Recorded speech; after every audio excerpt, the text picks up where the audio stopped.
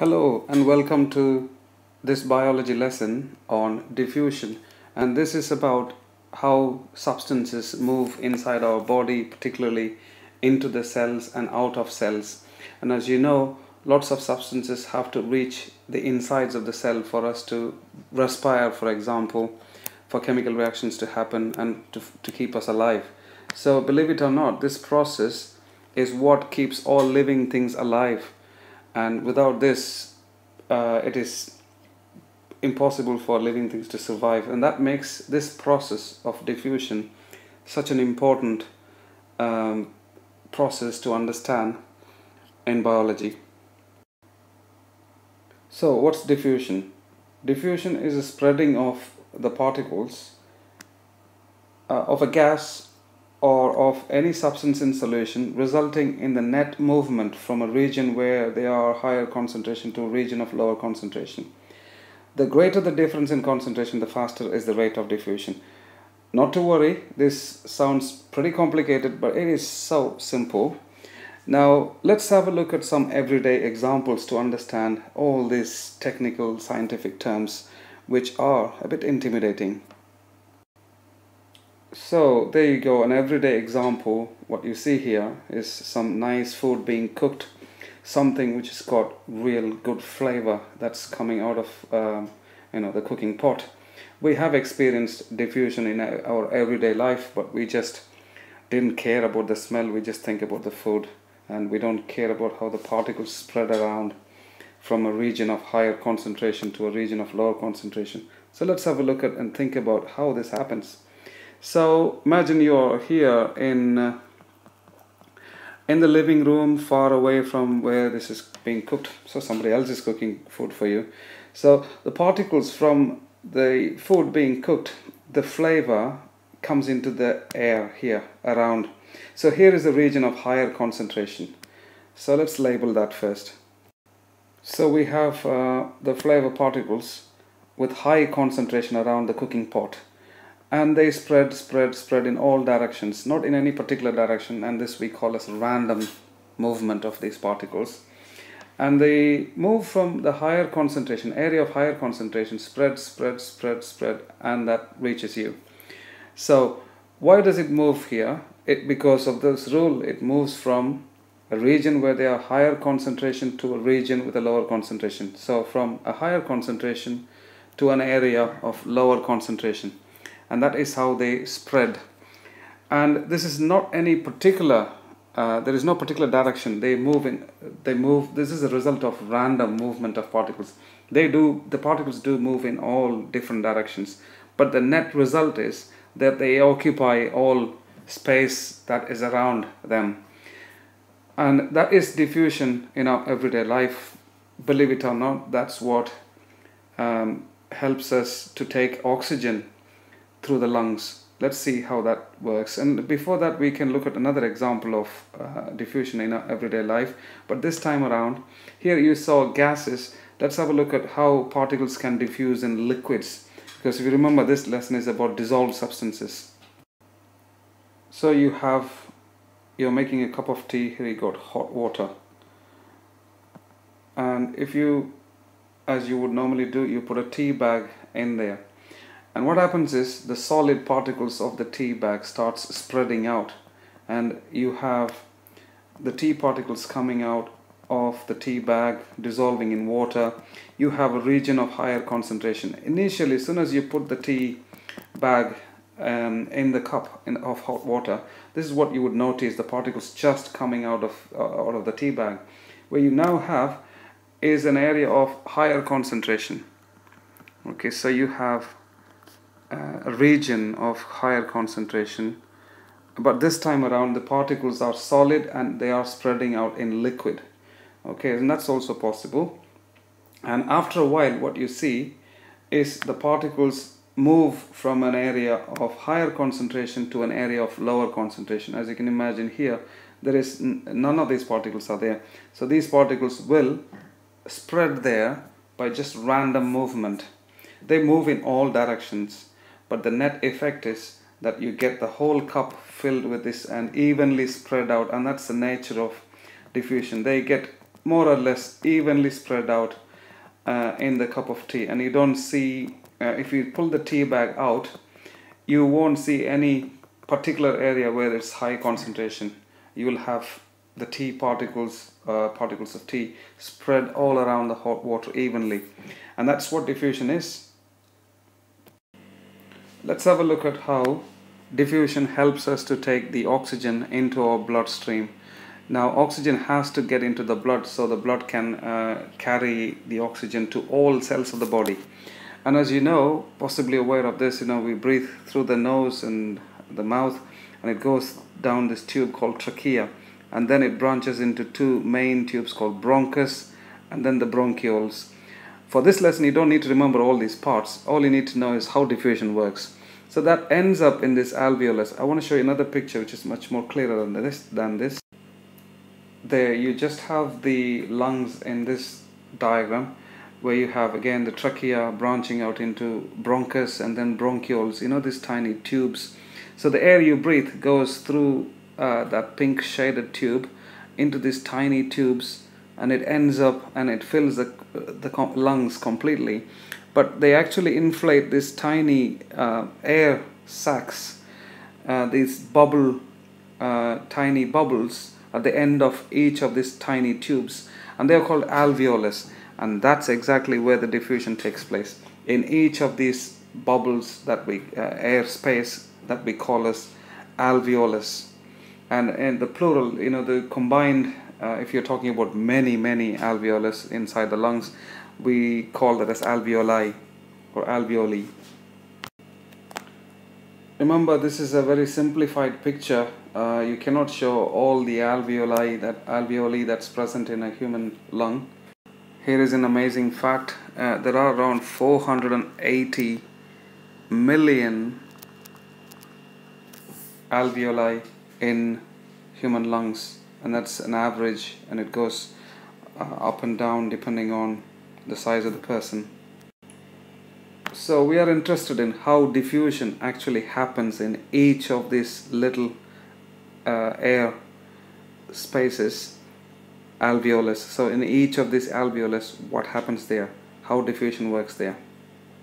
So here is a bunch of alveoli that you see here. But what's important to remember for the purpose of understanding diffusion is that around these alveoli there is a rich supply of blood through blood vessels and capillaries. When I say capillaries, they are very tiny blood vessels. So let's have a look at what happens in each of these air alveolus. Okay, so we're going to be looking at just one alveolus and one capillary that goes around it. What you see here is one alveolus in the millions of alveolus that's present inside the lungs. So just one of them, and that's enough for us to understand how diffusion works. So the air that we breathe in ends up in one of the alveolus, and that is shown by the orange arrows. Okay, the orange arrow shows the inhaled air that ends up in the alveolus. Okay, and the blue here shows the direction in which the exhaled air moves. Now what happens is, as we take in the air, the oxygen actually dissolves, as shown by the orange arrow here, in the liquid layer here. So each of the alveolus is lined by a thin liquid layer where the oxygen dissolves in, and as it dissolves, it starts to diffuse inside out of the alveolus, which has got just very thin wall. In fact, it is a wall which is made up of a single layer of cells. Okay, it's that thin, so it is easy for the oxygen to actually move out of the alveolus and diffuse through that layer of cells through this another single layer of cells that makes the capillary tube, and this is the blood vessel which carries the blood around each alveolus. Okay, so this is one example of a thin blood vessel. Okay, so the oxygen movement of oxygen or diffusion of oxygen is shown by this orange arrow through the thin wall of the alveolus, but first it dissolves in that liquid, and then it dissolves through and diffuses through the thin wall of the alveolus, through the thin wall of the blood capillary into the blood.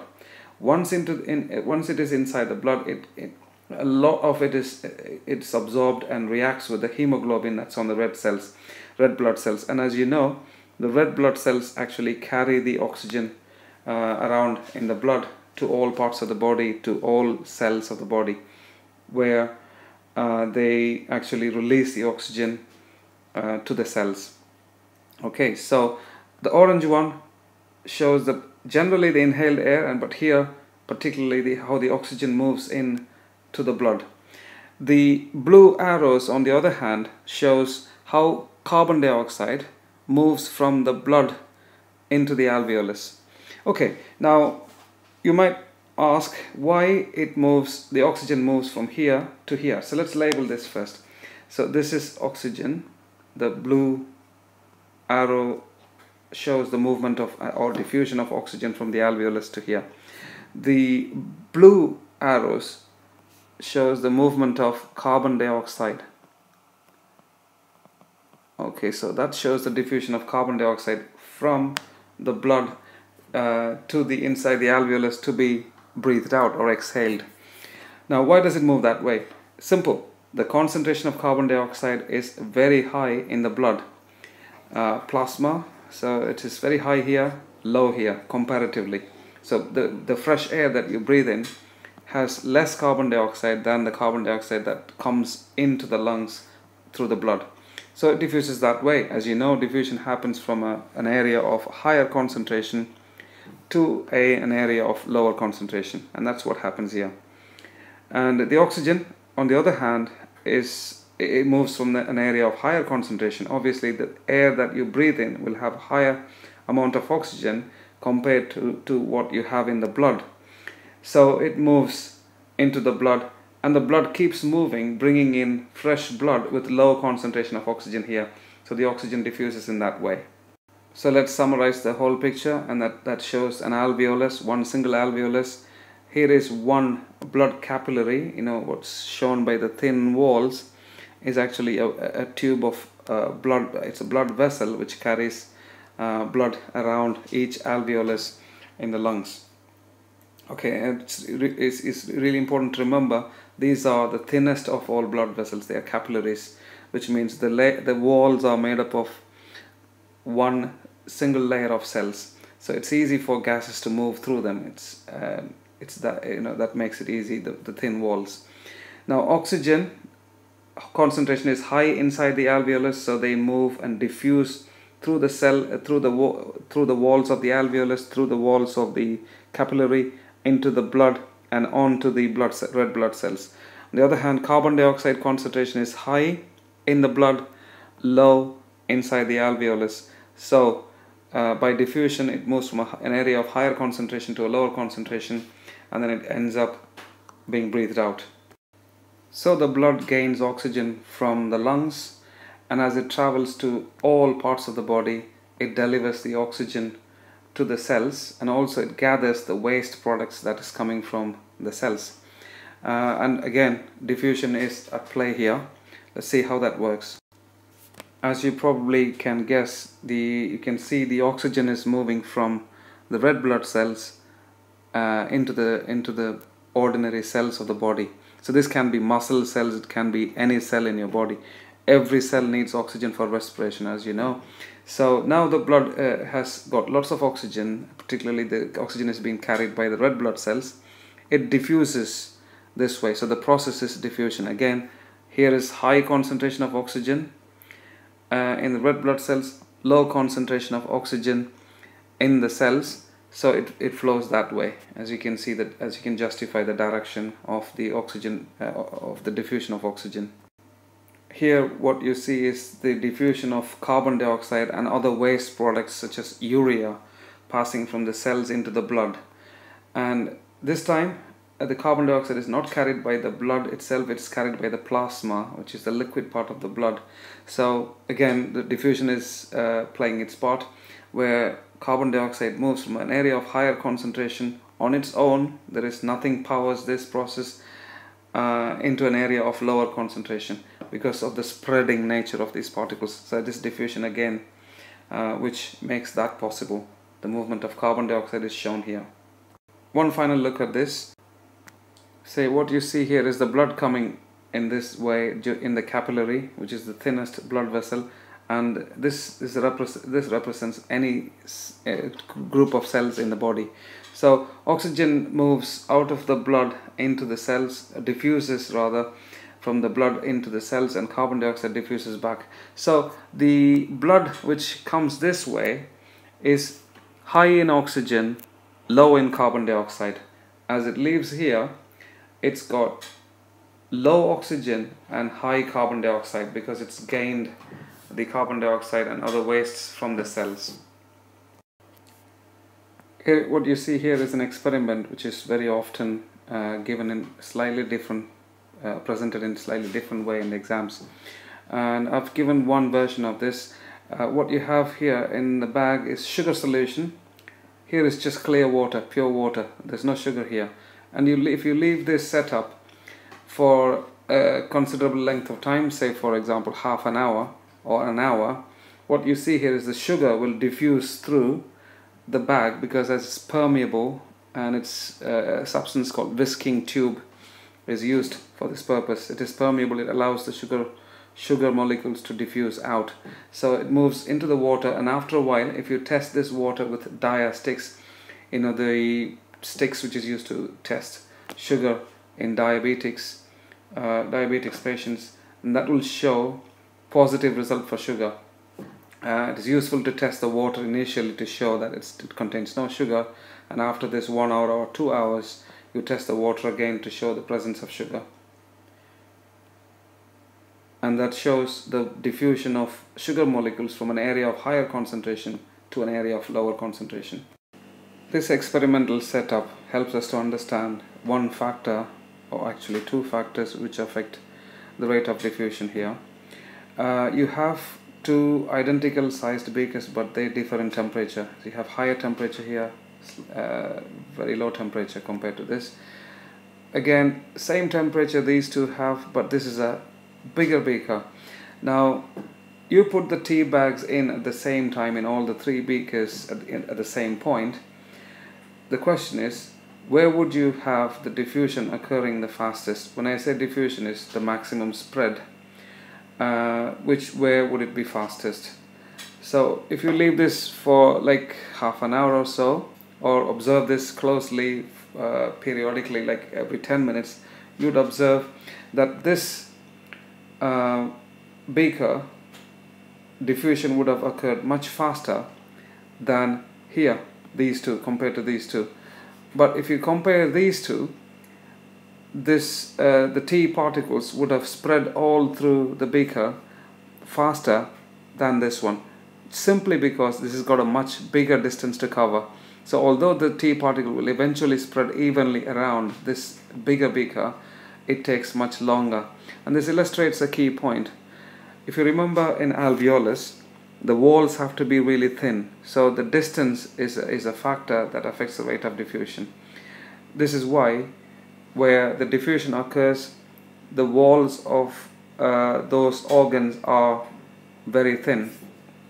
Let's have a look at the results of how this experiment would turn out in about 20 minutes. See, that shows the result here that you would expect. The higher the temperature, the faster is the diffusion, and this is because the particles move faster, and so they move in random direction much faster, and they spread out much quicker than what happens at colder temperature.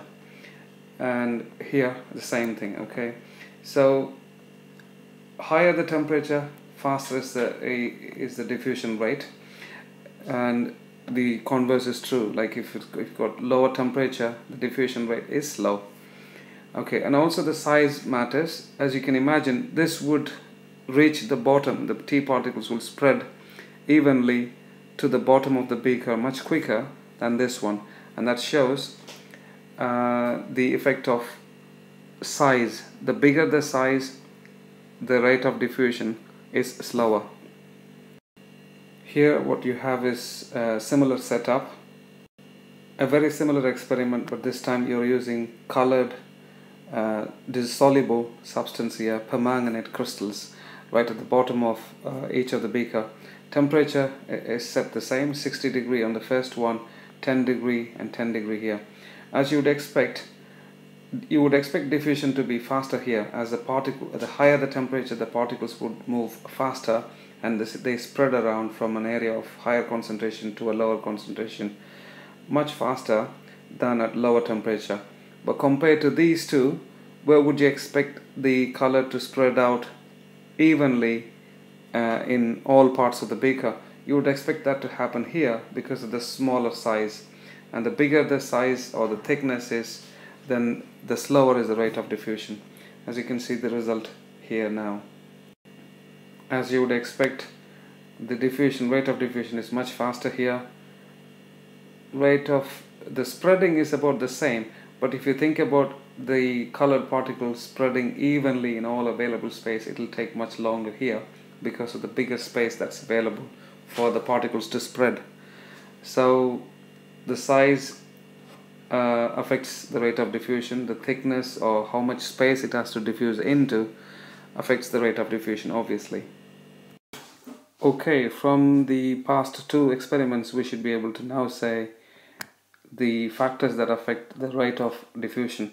Higher the temperature, faster is the rate of diffusion, and this is because the particles do move faster at higher temperature as they have more energy and they spread out much quicker. It takes longer to diffuse over longer distances. As you can imagine, if you spray a perfume in a corner of a room, the people who are furthest away from the spray will smell the perfume. It takes longer for them to smell the perfume, so it takes longer to diffuse over longer distances. The higher the concentration difference, the faster will be the diffusion rate. Let's see how this works in reality. Okay, let's consider this situation to understand how concentration affects the rate of diffusion. So that's what we're going to be looking at, how concentration differences affect the diffusion rate. Okay, so here is a hypothetical example of 4 cells very close to a blood vessel here, which carries blood at 35% oxygen concentration. Again, these numbers are really arbitrary numbers, just to understand how the concentration difference makes the diffusion rate faster. So you got 35% oxygen in the blood that's coming in through the blood vessel, and you have 4 cells with different percentage of oxygen inside them. Okay, so into which cell the diffusion will be fastest? Okay, and as you can imagine, the bigger the concentration difference, that's where the diffusion rate will be fastest. So you probably guessed it is this cell where the diffusion rate will be the fastest, because that has the lowest concentration, and there is a big difference in the concentration of oxygen inside the cell to the blood. So the bigger the difference, the faster will be the rate of diffusion. The next fastest one would be this one here, because it's 10%, and then 15%, and then 20%. So they will all get oxygen from the blood to the cell, but the faster rate of diffusion happens to this cell here. Here is a question to really check your understanding on the idea of concentration, and what you need to try and answer is which one of this shows the diffusion of oxygen, which one of this shows the diffusion of carbon dioxide. Now remember the direction in which the oxygen has to go into the cell and so on. Look at the particle concentrations as well. Only 2 of these are correct. One shows the diffusion of oxygen, and the other one shows the diffusion of carbon dioxide correctly. The other 2 are wrong. So have a moment to think. Pause the video now if you have to, and then check the answer in a moment. Okay, the answers. Now A shows the diffusion of some particle from outside the cell to inside, where Outside you have a higher concentration of this particle and inside it's low. So this is what this shows the diffusion of oxygen. So that's the right answer for oxygen. This can't be for this can't happen at all, because you know what this shows is the diffusion of particle from an area of lower concentration to a higher concentration, and that cannot happen. Okay, so let's have a look at C now. No, we sorted this one out already. We are looking at which one of this shows the diffusion of carbon dioxide. Again, carbon dioxide is actually produced inside the cell, so you would expect the concentration of carbon dioxide higher inside the cell than outside, as you would expect here in the case of oxygen. You have low concentration of oxygen inside the cell, where it is actually used up, where the fresh blood brings in more oxygen. So just outside the cell you'll expect more oxygen, and you would expect more carbon dioxide inside the cell, because that's where the respiration takes place. Carbon dioxide concentration will be higher inside the cell compared to outside. So this correctly represents the diffusion of carbon dioxide. So that is the correct answer for carbon dioxide. Whereas this cannot happen. This just can't happen, because what this shows is particles again moving from a lower concentration to a higher concentration. Last reminder about how diffusion happens into and out of cells, both animal and plant cells. So what you see here is animal cell and plant cell. Very simple representation of these cells, not showing too many details here. You got the nucleus in the middle and cell membrane in animal cell.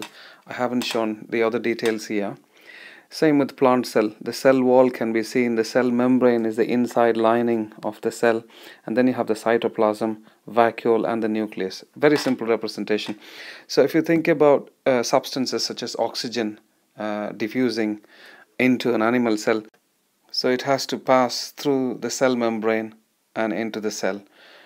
Whereas in plant cells, if we think about diffusion into, for example, oxygen or carbon dioxide diffusing into a plant cell, it has to go through the cell wall and the cell membrane and through the cytoplasm into the cell. So cell wall and cell membrane, and then substances are inside the cell. The same is true for substances diffusing out of these cells. So for example, oxygen that is made in the cell or carbon dioxide made in the cell has to diffuse out. It has to go through the cell membrane and the cell wall. We call this property of the cell membrane and cell wall as permeable. So it's worth remembering that they are permeable, but they are not completely permeable. They are known as semi-permeable. It only allows certain substances to diffuse in and out of the cell membrane. That's what we already know this. The cell membrane being one of its job is to control substances moving in and out of the cells.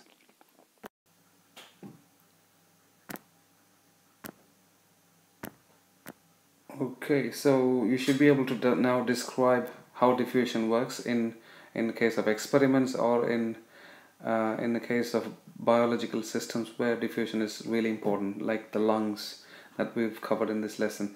You should be able to apply in the same principle in different contexts, like unfamiliar situations like digestion. So the food actually moves from the intestine into the blood capillaries, the blood vessels, just like in the lungs where the oxygen moves. You have the glucose moving from the small intestine into the bloodstream. So you should be able to do that by now. And that's the end of this video lesson on dissolved substances.